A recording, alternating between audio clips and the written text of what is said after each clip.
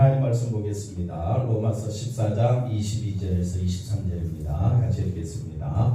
내게 있는 믿음을 하나님 앞에서 스스로 가지고 있으라. 자기가 옳다 하는 바로 자기를 정죄하지 아니하는 자는 복이 있도다. 의심 없고 먹는 자는 정죄되었나니 이는 믿음을 따라 하지 아니하였기 때문이라. 믿음을 따라 하지 아니한 것은 다 죄니라. 아멘. 할렐루야. 오늘도 하나님의 큰 은혜가 넘치기를 바랍니다. 오늘 잘 오셨습니다. 자, 한번 보세요. 하나님 앞에서 뭘 행하라? 믿음을 따라 행하라. 그런데 믿음을 따라 행하지 않는 것이 다 죄다 그랬습니다. 그래서 믿음을 따라 행하는 것이 뭐냐? 오늘 이걸 살펴보면서 같이 은혜를 나누고자 합니다. 자, 먼저 우리가 로마서 14장에 있어서 굉장히 중요한 단어는 하나님의 나라입니다. 하나님의 나라 첫째 어디 안에 있다? 성령 안에 있는 의와 희락과 화평이다. 그래서 성령의 열매, 이 성령의 열매는 나 혼자 맺을 수 있는 열매가 아닙니다. 사랑, 희락, 화평, 오래 참음, 자비, 양성, 충성, 온유, 절제, 이 성령의 열매는 반드시 이웃과 함께 맺어지는 열매입니다. 그래서 하나님의 나라는 어디 안에 있느냐? 성령 안에 있다, 예수 안에 있다. 그래, 예수 안에 있다는 것은 뭐냐 하면 그리스도를 섬기는 것이다. 그럼 그리스도를 섬기는 것, 성령 안에 있는 것, 이건 지금 우리 현실에 보이지 않는 것이다. 그러면 우리 눈에 현실에 보이는 것은 뭐냐? 내 이웃을 사랑하고 형제를 마하는 것이다, 섬기는 것이다. 이걸 보면서 그리스도를 섬기는 것으로 우리가 알고 있고, 또 그 사람은 어디 안에 있다? 성령 안에 있다라는 것을 확인할 수 있다. 그래서 우리가 하나님의 나라가 어디 있느냐라고 했을 때 실제적으로 우리에게 피부로 와닿는 것은 이웃을 어떻게 하라고요? 사랑하는 것에 있다. 그 다음 볼까요? 그래서 요한일서 4장 20절에 보니까 누구든지 하나님을 만다고요? 사랑하노라. 하나님을 사랑하노라고 하면서 형제를 뭐하면? 미워하면 거짓말쟁이가 된다. 그래서 보는 바, 우리 눈에 보이는 형제를 사랑하고 형제를 섬기는 것, 이것이 결론은 뭐냐? 하나님을 마는 것이다, 사랑하는 것이다. 이렇게 알 수가 있다. 우리가 이 계명을 주께 받았나니 하나님을 사랑하는 자는, 정말 여러분이 하나님을 사랑하고 성령 안에 있고 정말 예수 그리스도를 사랑하십니까? 그렇다면 형제를 어떻게 하라고요? 사랑하라. 그래서 형제를 사랑한다라는 말은 육신적 관계에서 사랑한다라는 개념이 아니고 형제 앞에서 항상 나는 십자가를 바라본다라는 뜻입니다. 사랑한다는 개념은 형제를 바라볼 때마다 항상 그 앞에는 뭘 두고, 십자가를 두고, 나는 죽은 자요, 나는 예수 그리스도 은혜로 산 자이기 때문에 형제여, 당신도 예수님 앞에서 죽은 자임을 믿습니까? 예수 그리스도 안에만 생명이 있음을 믿습니까? 그것이 많은 것이다, 사랑하는 것이다. 그래서 세상이 말하는 남녀간의 그런 사랑의 개념이 아니라 우리는 다 죽은 자고, 자, 저를 보세요. 우리는 다 어떤 자라고요? 죽은 자고, 우리를 살려주실 분은 누구밖에 없다? 예수님밖에 없음을 고백하는 것이 사랑이다. 그래서 사랑의 개념을 우리가 조금 다른 시각으로 갖고 있어야 된다. 세상적인 그런 사랑의 개념이 아니라 정말 사랑은 우리를 생명으로 인도하시는 분은 누구밖에 없기 때문에, 예수님밖에 없기 때문에, 예수님이야말로 이 세상에서 보배 중에 보배 아닙니까? 예수님을 믿는 것이 최고의 은혜 아닙니까? 그러니까 사랑하는 사람에게 최고의 것을 주는 거예요. 그게 누구라고요? 예수님이다. 그래서 예수님의 십자가 사랑 앞에서 내가 얼마나 큰 죄인인가를 발견하고, 그 다음에 예수님의 은혜 아니고는 우리는 살 길이 있다 없다? 없음을 깨닫는다면, 정말 하나님을 사랑한다면 하나님의 사랑이 어디에 쏟아졌다 했어요? 예수님의 십자가에 쏟아졌는데, 듣기는 듣는데 하나님의 사랑, 형제를 사랑하는 꼭 누구 시각으로 또 바꿔버리느냐? 자기 시각으로, 자기 중심으로 바꾸어서 해석을 하니까 말씀이 자꾸 오해에 오해를 낳고 이해가 안 되고, 말씀에 대해서 자기가 알고 있다고 생각하지만 그건 잘못된 지식으로 변질될 가능성이 상당히 높다. 그래서 저와 여러분, 하나님의 사랑은 어디에 쏟아졌다? 예수님의 십자가 앞에. 그러면 형제를 사랑하는 것도 형제 앞에 누구를 내세운다? 예수님을 내세운다. 그러면 항상 형제 자매들을 볼 때마다, 교회 성도들을 바라볼 때마다 누구를 대하듯이? 예수님을 대하듯이 바라보면 된다. 그게 형제를 마는 것이다. 사랑하는 것이다. 이번 명절 잘 보냈지요? 누구를 대하듯이? 예수님을 대하듯이 서로 부부 간에도 형제 간에도 성도들 간에 이렇게 만날 때에 싸움이 다툼이 일어날 일이 없다. 그래서 예수님을 바라보듯이 형제를 바라보면 거기에는 사랑, 희락, 화평, 오래 참음, 자비, 양성, 충성, 온유, 절제 이 같은 성령의 열매가 맺어지고 믿음의 덕의 지식의 절제의 인내의 경건의 형제의 우애에 사랑을 다하는 신의 성품, 다시 말하면 주님과 닮아지는 우리들의 모습이 드러나게 된다. 그래서 우리가 서로 사랑하자.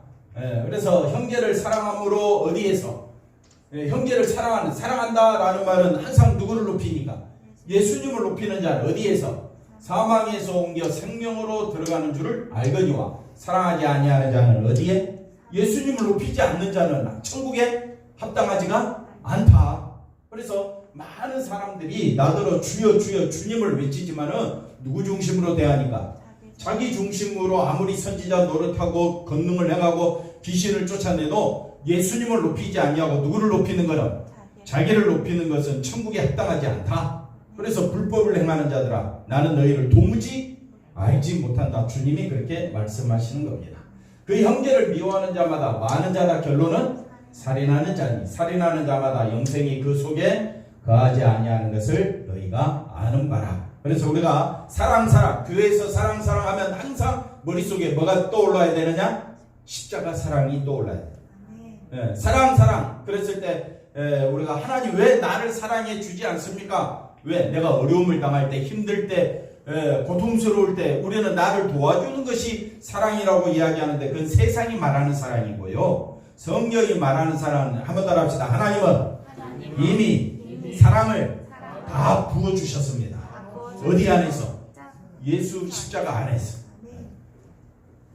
자, 그래서 첫 번째 오늘 우리는 예수님에 대한 뭘 가져야 된다?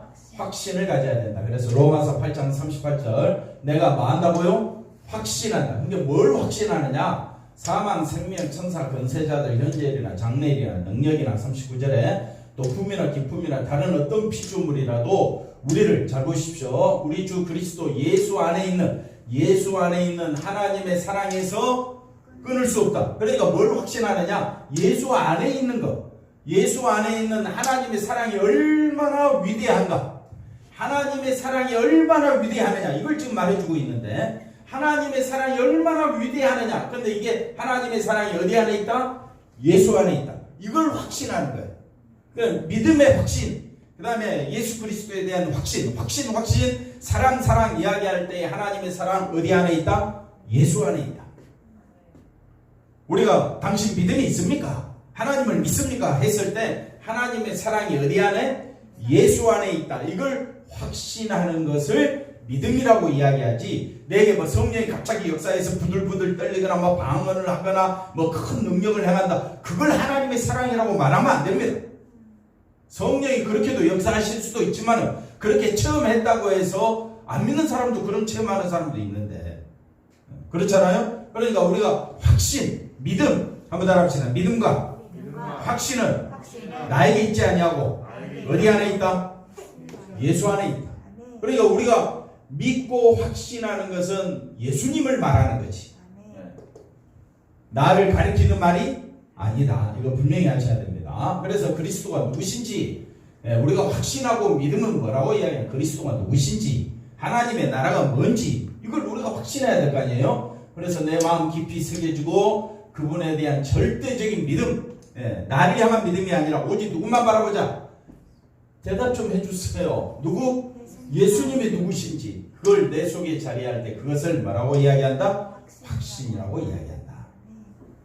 그 다음 볼까요? 그래서 신앙의 확신이란 그리스도를 아는 것을 의미한다. 신앙의 확신 한번 따라합시다. 자기 자신을 향하여 질문을 해보십시오. 신앙의 확신이 있습니까?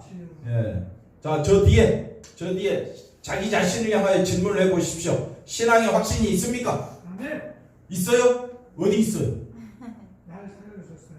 또 나를 가리킨다. 나를 가리키지 말라고 그렇게 이야기했는데 신앙의 확신은 뭐라고요? 예수님을 아는 겁니다. 그러니까 예수님 안에만 뭐가 있다? 하나님의 사랑이 쏟아져 있다. 쉽지? 영구 쉽지? 예. 그래서 교회 다니는 사람들이 자꾸 헷갈리는 거는 교회 다니면 뭔가 믿음이 있고 뭐 특별한 경험을 하고 뭐 사람이 변화되는 것으로 믿음을 달아보려고 하는데 그러지 말라 이 말이에요. 그걸로 확인할 길은 없습니다. 그리고 그걸로 확인하려고 하면 철저히 누구 중심이 돼야 되느냐? 자기 중심이 돼요. 그래서 우리가 신앙생활하면서 정말 중요한 것은 누구를 아는 것이다? 예수 그리스도를 아는 것이다. 예수 그리스도를 안다는 말은 하나님의 사랑이 어디 안에 쏟아졌다? 예수 안에 쏟아졌다. 결국 그 확신에서 드러나는 것은 자기 자신의 뭔가 좀 대단하다는 그런 자기 주장이 아니라는 거예요. 그리스도의 모습이 내게서 나와야 한다.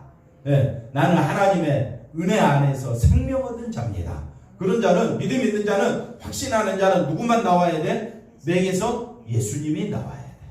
그 내게서 예수님이 나오는 게 뭐냐? 형제를 누구를 대하듯이, 예수님을 대하듯이 바라보면 되는 거예요. 집사님을 보니까 누구를 뵙는 것 같다? 예수님을 뵙는 것 같다. 대답도 안 해줘요. 집사님을 뵈니까 누구를 뵙는 것 같다? 예수님을 뵙는 것 같다. 그게 내게서 나오는 그리스도의 지식이 되는 거예요. 그럴 때에 우리가 서로를 향하여 오래 참아주고 또 사랑이 나오고 자비가 나오고 은혜가 나오는 거예요. 자, 그래서 이렇게 볼 때 참된 신앙의 확신은 때로 자신이 알고 있는 신앙이나 성경 지식이 아닌 거예요. 참된 신앙은 오직 어디 안에만 있다? 예수 그리스도만 바라보는 것이다. 그래서 확신에 대한 우리의 오해가 뭐냐면요, 내가 지금까지 알고 확신하는 성경 지식을 다른 사람 앞에서 굽히지 않는 것, 그것이 마치 대단한 것이냐? 자기 지식은 한계가 있는 거예요. 그리고 자기 지식은 자기를 드러내는 거지 예수님을 드러내는 것이 아니지 않습니까? 그렇기 때문에 그걸 신앙이라고 하는 것이 오해다 이 말이에요. 신앙은, 신앙의 확신, 믿음의 확신은 오직 그리스도 안에만 뭐가 쏟아져 있다? 하나님의 사랑이 쏟아져 있다. 그것이 하나님의 나라다. 그러면 하나님의 나라는 그리스도께서 우리를 섬기러 오신 것처럼 정말 우리가 신앙이 있고 믿음이 있다면 형제를 섬기는 것이다. 형제를 사랑하며 섬기는 것이다. 그러면 사랑하며 섬기는 것이 뭐냐라고 이야기했더니 그게 뭐라 그랬어요? 서로를 바라볼 때 누구를 대하듯이, 예수님을 대하듯이 바라보는 것이, 그것이 진짜 섬기는 것이다. 그러나 그것은 자신이 알고 있는 신앙이나 성경에 대한 확신이지 그리스도를 말해주는 것이 아니기 때문에 조심해야 된다. 그래서 확신이라고 말할 수 없다. 사도 바울이 확신하는 것은 자기 체험이 아니지 않습니까? 사도 바울이 확신하는 것은 자기 능력이 아니지 않습니까?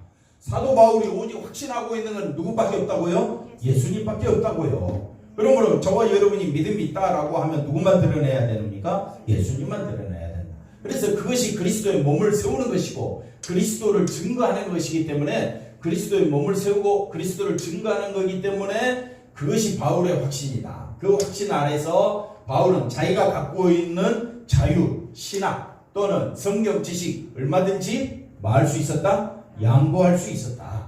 그래서 사도 바울이 이걸 잘 알았기에 율법 아래에 있는 자들에게는 율법 아래에 있는 자가 되어주고, 그 다음에 율법 아래에 있지 않는 자들에게는 함께 율법 아래에 있지 않는 태도를 취했던 것이다. 누구를 만나든지 바울은 누구를 나타냈다고요? 예수님을 나타냈다 이 말이죠. 자, 내가 모든 사람에게 자유로우나 스스로 모든 사람에게 뭐가 되었다?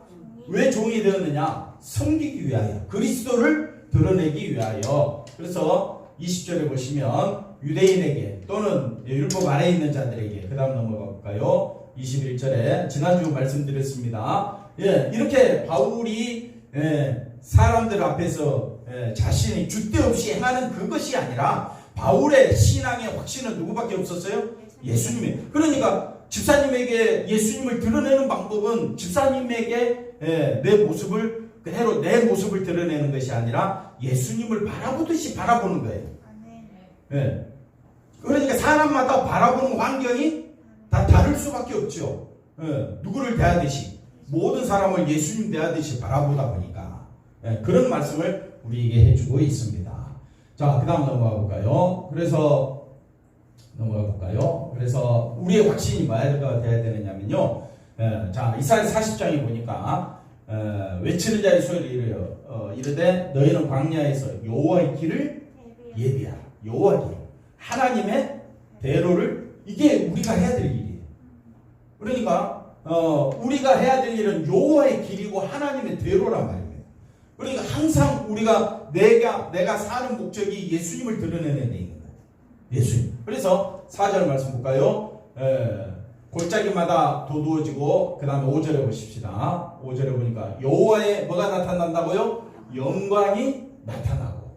그래서 그 다음 6절에 보니까 말하는 자의 소리에 이르되 외치라 내가 무엇이라. 모든 육체는 우리는 별 볼 일 없는 거예요. 우리 육체는 뭐라 그랬습니까? 풀이요 들에 꽃과 같고, 7절에는 뭐라고 이야기합니까? 꽃이 시들고, 그 다음에 이 백성은 실로 풀이다. 그래서 우리 인생은 마른 풀과 같고 시든 꽃과 같은 우리 인생이다. 그러나 하나님 말씀은 영원히 서리라. 9절에 뭐라고 되어 있습니까? 아름다운 소식을 시온에 전하는 너희여, 그래 이르기를 너희의 하나님을 보라. 누구를 보라? 예수님은 나의 하나님이 되시는 거예요. 하나님을 보라는 거예요. 왜 하나님을 보라고 하느냐? 10절에 보니까 10절에 보라 여호와께서, 하나님께서 장차 강한 자로 임하실 것이다. 그래서 하나님이 임하실 것이다. 예수님이 오실 것이다. 말씀해 주고 있는 거예요. 그러니까 우리가 예수 그리스도를 알려면 내 인생을 알아야 돼. 나는 우리 모든 육체는 뭐와 같다고요? 마른 풀과 같고 시든 꽃 같은 게 우리 인생이다. 이런 우리 인생을 구원하시려, 생명을 주시려 누가 오신다고요? 하나님. 9절에 마지막 다시 한번 볼까요? 너희의 누구를 보라? 하나님을 보라. 그래서 그 다음 넘어가 볼까요? 그 다음 17절에 가보십시다. 그래서 그의 앞에는 모든 열방이 뭐라고 이야기했습니까? 아무것도 아니고 없는 것 같고 빈 것 같이 여기는 것이 우리 인생이다. 보잘것없다. 그리고 우리 육체를 알아야 하나님을 확인하고 또 믿을 수가 있게 되는 것입니다. 그래서 진정한 신앙의 확신이란 누구를 포기해야 되느냐? 자신을 포기해야. 자신을 포기하려면 한번 따라합시다. 아침 안개와 같고 모래성과 같고, 그 다음에 시든 꽃과 같고 마른 풀과 같고 없는 것 같고 빈 것 같고 아무것도 아닌 게, 그래야 내 자신을 포기할 거 아니에요. 꼭 와서 한다는 말이 누구 생각을 드러내? 절대 남의 생각은 안 들으려고 해요. 남의 말을 안 들으려고 해요. 교회 와서 하나님 말씀을 안 들으려고 그래. 누구를 나타내기를 원해? 자기를 나타내기를 원해. 그건 절대 자기를 포기합니까? 안 합니까? 포기하지 않는 자에게는 하나님을 알 길이 없어. 그래서 내 인생을 포기할 줄 알아야 돼. 포기한다는 말은 나는 아무것도 아니다. 이런 나를 위해서, 그래서 그리스도가 누구신가? 아, 하나님이시구나. 나에게 뭘 주시려고? 생명 주시려고 그리스도가 오셨구나. 이걸 확인하려면 누구를 포기해야 돼? 자신을 포기하도록. 그래서 예수님이 증거되는 일이라면 나 개인의 신앙 따위에는 연연하지 않는 그 모습이 진정한 자유이며 그리스도를 따르는 자가 된다. 이것이 확신하려고 하는 신자의 모습이다. 신자의 모습. 신자는요, 그래서 아침 안개와 같고 모래성과 같고 시든 풀과 같고 마른 꽃 같고, 쉽게 이렇게 좋은 쪽으로 이야기를 했지만요, 나쁜 쪽으로 이야기하면요, 죄인 중에 개수고 하나님과 원수된 자요. 진노받아 마땅한 게 우리의 모습이에요. 그래야 자기 자신에 대해서 포기할 줄 알아야, 자기가 어떤 존재인 줄 알아야 나에게 있어서는 돈이 필요한 게 아니라 뭐가 필요하다고요? 생명 대신은 예수님이 필요합니다. 그런 마음이 우리 안에 들어오게 될 거 아니에요. 그래야 상대방을 그리스도를 대하듯이 그렇게 볼 거 아니에요. 자기가 대단하다고 잘났다고 생각하는 사람들에게 그리스도가 드러나겠습니까? 아니잖아요. 그래서 말씀을 잘 들으셔야 됩니다. 자기의 옳다 하는 바로 자기를 정죄하지 아니한 자, 이 말이 뭐냐면요, 자기가 행하는 모든 일이 옳다, 내가 하는 일이 옳다 해서 나는 정죄받지 않을 거야 라고 말하는 사람은 누굴까요? 그 사람이 복이 있다. 예를 들어서 이제 여기 보십시오. 내게 있는 믿음을 하나님 앞에 스스로 가지고 있으라. 참 말씀이 어려울 것 같은데 자 한번 잘라서 생각해 봅시다. 너무 쉽습니다. 우리에게 있는 믿음이 뭐냐? 우리에게 있는 믿음은 자기의 옳다는 바로 옳다는 그 일로 말미암아 자기의 옳다는 그 일로 자기가 행하는 내가 행하는 일이 옳다라고 자기를 정죄하지 아니하는 것이 믿음이다. 그래서 우리가 내가 하는 일이 옳다. 나는 정죄받지 않을 거야. 라고 말할 수 있는 일이 뭐냐면요. 하나님 나라 안에 있는 거예요. 하나님 나라는 어디 안에 있다? 성령 안에 있다. 예수 안에 있다. 형제를 섬기는 데 있다. 이 일이 믿음이라면 하나님 앞에 스스로 가지고 있으라. 걱정하지 마라. 내가 집사님을 하나님같이 섬기는 일이 이게 죄를 쌓는 일입니까? 죄가 없는 일입니까? 죄가 없는 일이니까 떳떳한 거예요. 근데 형제를 시험에 들게 하고 내 말 한마디로 상대의 가슴을 아프게 한다면 말을 해놓고 내가 잘했다 못했다 하면 뭘 쌓는 거예요? 정죄하는 거예요. 정죄한다는 말을 다른 말로 바꾸면 하나님의 심판을 받는다는 거예요.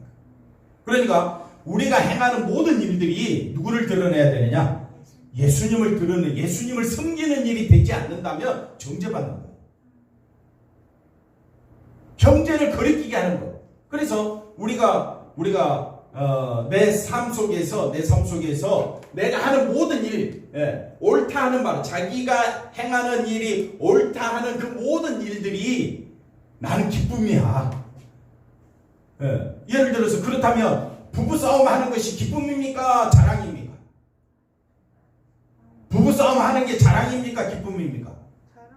자랑도 아니고 기쁨이 아니면 해야 됩니까? 안 해야 됩니까?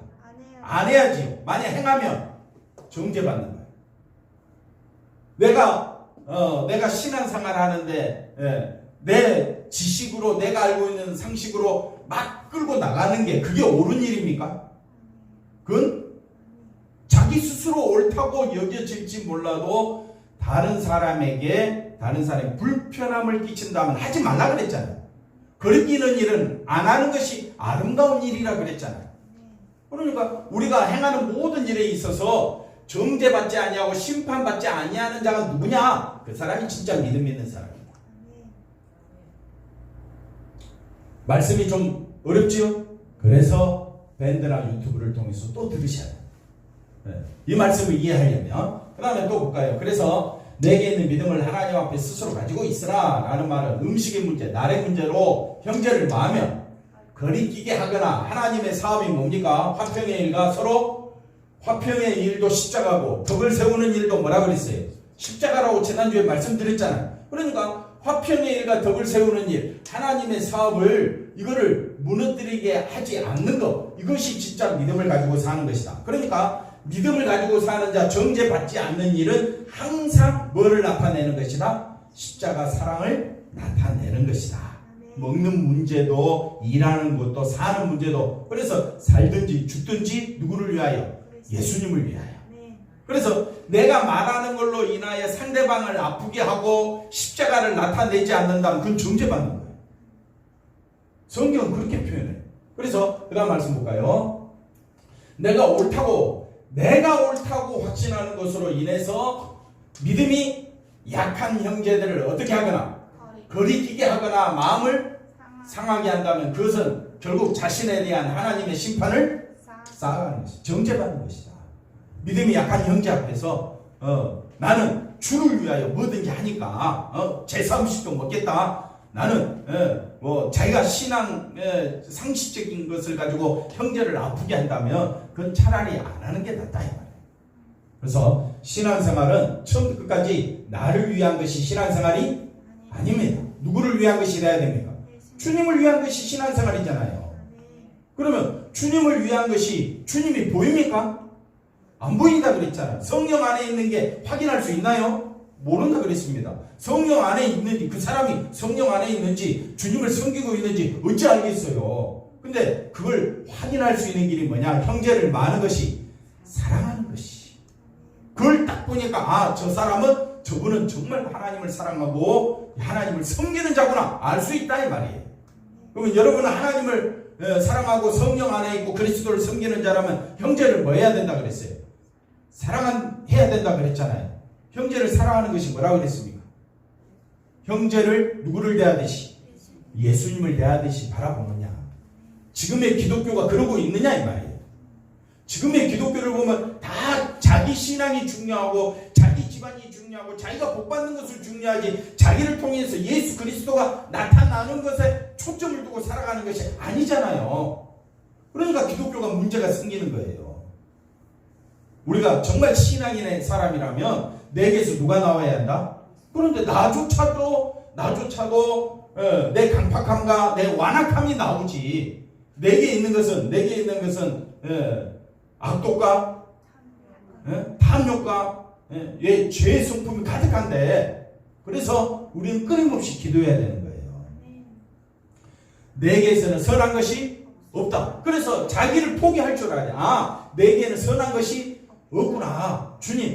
주님이 함께해 주셔서 상대방을 바라볼 때마다 누구를 대하듯이 예수님을 대하듯이 바라보면요 우리가 상대방을 향하여 해를 끼칠 수가 없게 되지요. 그게 다 믿음을 따라 행하는 일이 되는 겁니다. 자, 하나님께서 원하시는 것은 예수님을 드러낼 때마다 그리스도의 몸이 세워지는 겁니다. 이것이 하나님 앞에 스스로 가지고 있는 뭐가 되어야 된다? 믿음이 되어야 하는 것이다. 그런데 의심하고 먹습니다. 의심하고 먹는 자는 어떻게 되었다고요? 정죄되었다. 심판받는다는 말이죠. 이는 믿음을 따라 하지 아니하였기 때문이라. 그래서 믿음을 따라 하지 아니한 모든 것은 뭐가 되느냐? 죄가 되는 거예요. 그래서 우리가 그러면 믿음을 따라 행하는 것이 뭡니까? 또다시 되묻는다면 하나님 나라를 바라보는 거예요. 믿음을 따라 행하려면 첫째, 우리가 어디 안에 있다? 성령 안에 있다. 예수님 안에 있다. 형제의 사랑 가운데 한다. 이 마음을 가지고 살아가면 되는 거예요. 그 다음 볼까요? 그래서 마음에 그리낌이 있으면서도 먹게 되는 것은 하나님 앞에 스스로 가지고 있는 믿음으로 사는 것이 아니라 그래서 그리낌이 있다. 이 말은 주위 사람들의 뭘 보면서 눈치 보면서 신앙생활을 하는 것을 우리가 마음에 그리낌이 있다. 이렇게 말할 수가 있습니다. 그래서 자신이 믿고 있는 대로 행하지 못한다는 것은 결국 그리스도를 바라보고 믿음으로 하지 아니한 것이기 때문에 결국 그리스도를 바라보고 같은 말이죠. 믿음으로 산다. 그리스도를 바라본다. 이렇게 살지 않는 것은 뭐가 된다? 죄가 된다는 것을 성경이 말해주고 있습니다. 그래서 성령을 마지 말라. 소멸하지 말라. 그 다음에 에베소서 4장 30절 성령을 마지 말라. 근심하게 하지 말라. 이 말씀을 조금 더 살펴보겠습니다. 자, 항상 기뻐하라. 쉬지 말고 기도하라. 범사에 감사하라. 이것이 그리스도 예수 안에서 너희를 향하신 하나님의 뜻입니다. 이것이 뭐냐면요, 성령 충만입니다. 그러면 이게 나오지 않는 것이 성령이 소멸되는 거예요. 항상 기뻐하라. 어디 안에 있기 때문에? 예수 안에 있기 때문에. 항상 쉬지 말고 기도하라. 내가 어디 안에 있기 때문에? 예수 안에 있기 때문에. 범사에 여러분 범사에 감사합니까? 항상 내가 어디 안에 있기 때문에? 예수 안에 있기 때문에.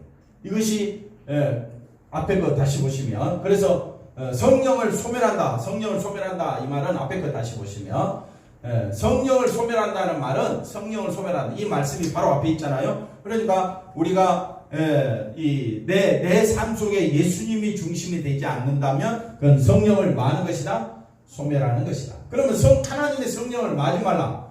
근심하게 하지 말라. 근심하게 하는 것이 뭐냐면요, 성령이 충만하게 되면 항상 누구 중심? 예수님 중심이잖아요. 그러면 성령을 근심하는 것이 뭐냐면요, 예수 중심이 아니라 누구 중심? 자기 중심이다. 그래서 그 다음 말씀 보십시다. 그 다음 거 볼까요? 그러므로 주 안에서 갇힌 내가 너희를 권하노니 너희가 부르심을 받은 일에 어떻게 행하라? 합당하게 행하라. 부르심 받은 일에 합당하게 행하라. 모든 겸손과 온유하고 오래 참음과 사랑과 서로 용납하고 평안에 매는 줄로 한번 따라합시다. 성령이 어떻게 하셨다?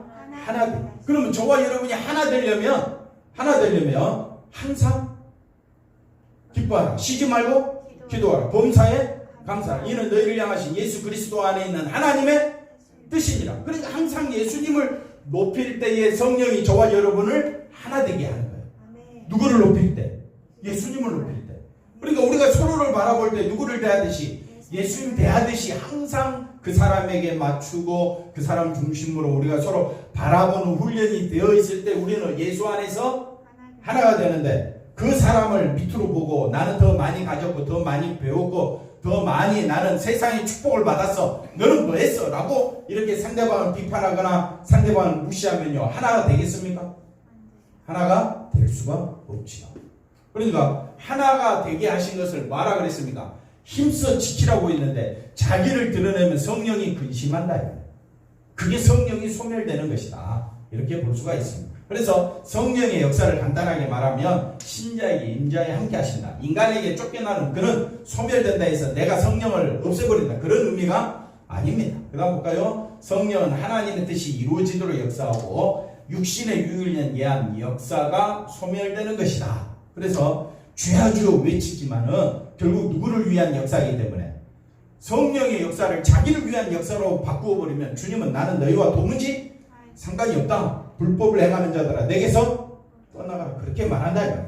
그래서 성령의 역사는 오직 십자가에 쏟아진 하나님의 은혜만을 보게 한다. 그래야 우리가 내가 누군 줄 알게 되니까, 그래야 내가 서로를 바라볼 때 예수님을 높이는 것이 바로 성령의 역사는 증거가 된다. 항상 그 성령은 뭘 보게 한다고요? 하나님의 은혜를 보게 한다. 그래서 믿음이 있다면 그 믿음은 오직 누구만 바라보게 한다? 오직 그리스도만 바라보게 하고 확실하게 하고 그렇다 이 말입니다. 다 같이 한번 읽어봅시다. 형제들아, 내가 우리 주 예수 그리스도의 이름으로 너희를 권하노니 모두가 어떤 말을 하자? 같은 말을 하고 너희 가운데 분쟁이 없이 같은 마음과 같은 뜻으로 온전히 합하라, 하나 되라. 그럼 우리가 서로 하나 되려면 같은 말을 해야 될 거 아니에요. 성령이 하나 되게 하신 것을 힘써 지켜야 될 거 아니에요. 그리고 마음과 뜻이 오직 우리는 누구 중심? 예수님 중심이 되자. 주님 알겠지? 누구 중심? 예수님 중심. 그 다음 볼까요? 그래서 한번 다 같이 한번 읽어봅시다. 에베소 4장 13절. 우리가 다 하나님의 아들을 믿는 것과 아는 일에 뭐가 되자? 하나가 되자. 그래야 온전한 사람을 이루어 그리스도의 장성한 분량이 충만한 데까지 이른다. 그래서 훈련해야 됩니다. 서로 바라보는 훈련을 할 때 십자가 사랑으로 우리가 서로를 바라보기를 주의 이름으로 간절히 축원드립니다. 믿음이 있다면 그 믿음은 오직 누구만 바라보게 한다? 예수님만 바라보게 한다. 뭐든지 마시든지 오직 누구를 위하여? 주님을 위하여 하는 것이 믿음이다. 믿음이 있는 신자는 그 누구의 영향도 받지 않고 어떤 사람의 눈치도 보지. 왜? 항상 누구 중심이니까? 예수 중심이니까. 눈치 볼 이유가 없지요. 다른 사람 영향받을 일이 없어요. 오직 자신에게 주어진 믿음으로만 살아갈 뿐이다. 그래서 내가 믿음으로 산다 해놓고 거리낀다, 좀 속이 불편하다, 그 믿음이 아닌 거예요. 왜? 누구 중심으로 했으니까? 자기 중심으로 했으니까. 정말 여러분이 예수님 중심으로 했다면 마음에 거리낌이 없어야 돼. 다른 형제가 아픔이 없어야 돼.